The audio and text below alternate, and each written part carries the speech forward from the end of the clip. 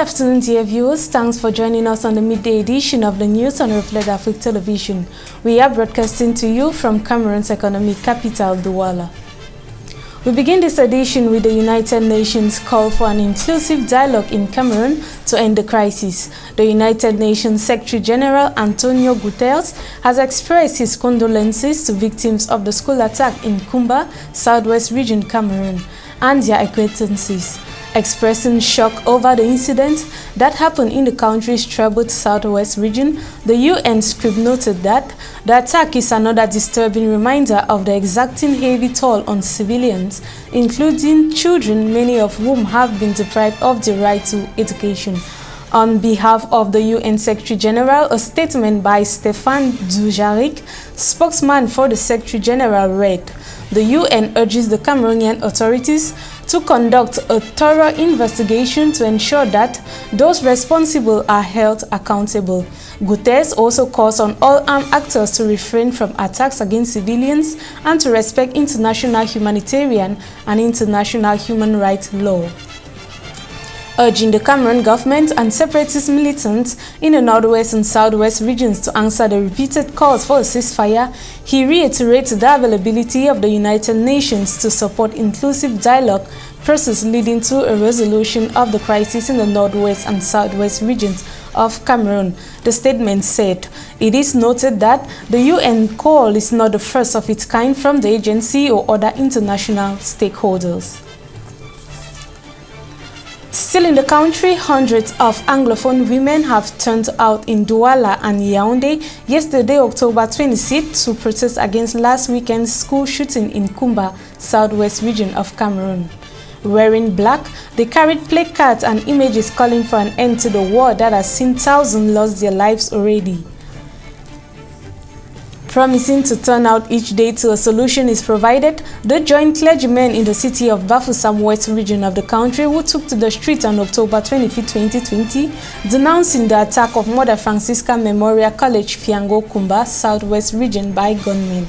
According to the numerous placards they carried, which featured messages like "Stop Criminality in Cameroon," they marched through the Post Central in Bafoussam as a way of extending solidarity to the bereaved.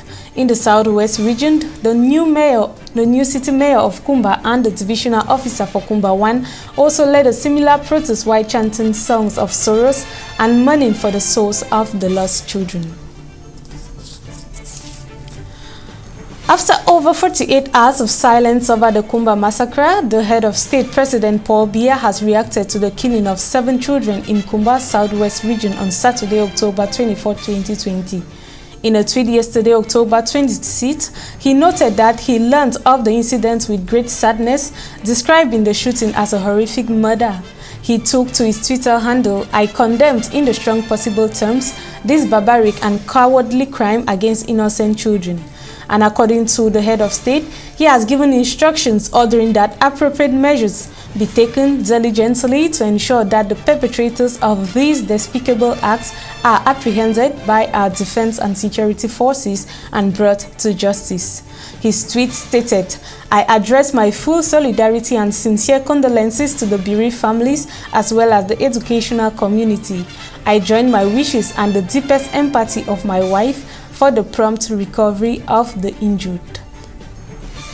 The head of state's reaction comes days after those of his prime minister and daughter, and despite an earlier reaction from the prime minister, who dispatched a mission to Kumba led by Territorial Administration Minister Paul Atanganji, many say the action is not enough given the gravity of the act. France and Mali on Monday nursed different opinions on whether to talk to jihadists to stop the end of the Sahel state's 8-year-old insurgency, with French Foreign Minister Jean-Yves Le Drian ruling the option out. During a news conference in the capital Bamako, French Foreign Minister distinguished between engaging with armed groups which had signed peace accords and terror groups. And according to him, his position was shared by the United Nations Security Council and the G5 and the G5 Sahel countries. After international pressure, Mali's military junta handed over an interim government which is meant to stage elections within 18 months. It is noted that Mali has borne witness to conflict since 2012 and thousands of soldiers and civilians have been killed since then. Intense fighting has continued despite the presence of French and UN troops, prompting many to argue that dialogue with jihadists is the best way to end the bloodshed.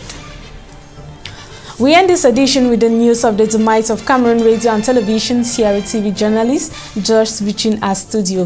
The journalism community is mourning the loss of journalist Muriel Lambo-Tiwa, and according to family members, the deceased passed away in the early hours of Tuesday morning, October 27, in the emergency ward in Yaoundé. Muriel Lambo was a TV presenter in the state-owned media house and appeared on radio for the 1 p.m. and 3 p.m. news summary on the national station. Her presentation of the 7:30 p.m. newscast is also remarkable. Her demise comes days after that of Ramsina, the chief personnel of the administration, and may her gentle soul rest in perfect peace. Ladies and gentlemen, it is on this sad note that we end this edition of the Midday News. Stay tuned for other upcoming editions of the news on Reflet d'Afrique Television.